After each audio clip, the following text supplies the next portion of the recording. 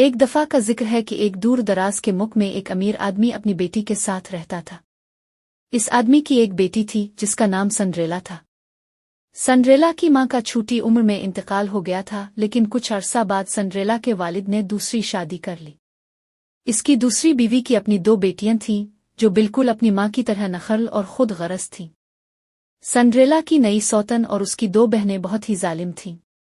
جب سنڈریلا کے والد بھی گزر گئے تو اس کی سوتن نے گھر کے سارے کام سنڈریلا کے ذمے ڈال دیے۔ ہر دن سنڈریلا کو گھر کا ہر کام کرنا پڑتا تھا، کپڑے دھونا، برتن صاف کرنا، جھاڑو لگانا اور ان کے جوتے بھی پیش کرنا۔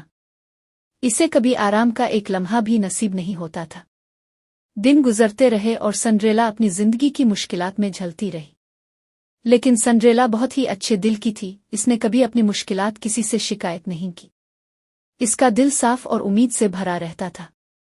ایک دن شہر کے بادشاہ نے ایک بہت بڑا رائل بال رکھا جس میں ملک بھر کی سب شہزادیاں اور لڑکیاں شامل ہو سکتی تھیں۔ بال کا مقصد یہ تھا کہ شہزادہ اپنے لیے ایک دلہن ڈھونڈے۔ سنڈریلا بھی جانا چاہتی تھی، لیکن اس کی سوتن اور اس کی بیٹیوں نے اسے منع کر دیا۔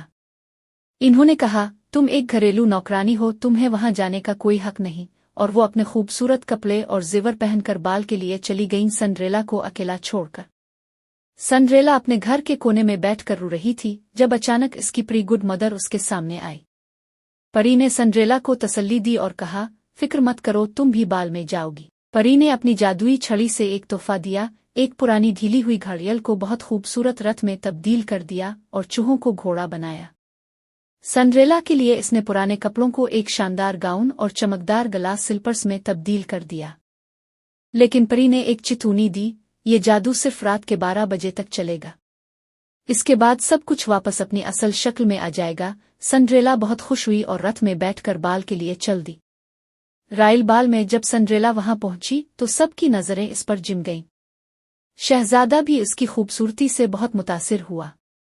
اس نے سنڈریلا کے ساتھ رقص کیا اور پوری رات بس اسی کے ساتھ وقت گزارا۔ سنڈریلا کو لگ رہا تھا کہ جیسے خواب سچ ہو گیا ہو۔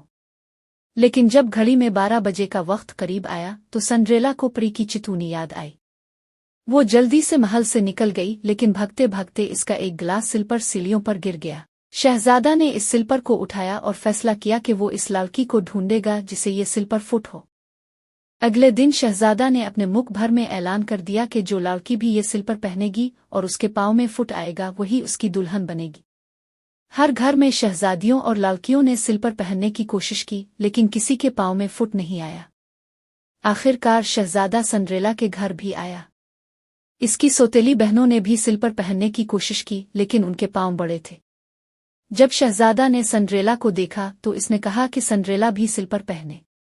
اس کی سوتن نے روکنے کی کوشش کی، لیکن سنڈریلا نے سلپر پہنا اور یہ بالکل اس کے پاؤں میں فٹ آیا۔